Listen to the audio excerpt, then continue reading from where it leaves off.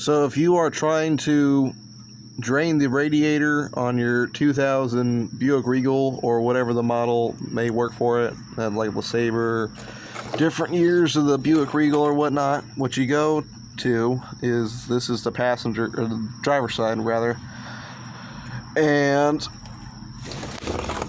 there's the wheel. You come down and you look for a little black knob right there, and that's where it comes out. Now what you do is you put your hand right here, and you're gonna feel a little twist cap. Let me see if I can video that. Right there, right on the corner, right there. That's the drain for it. Hope that helps.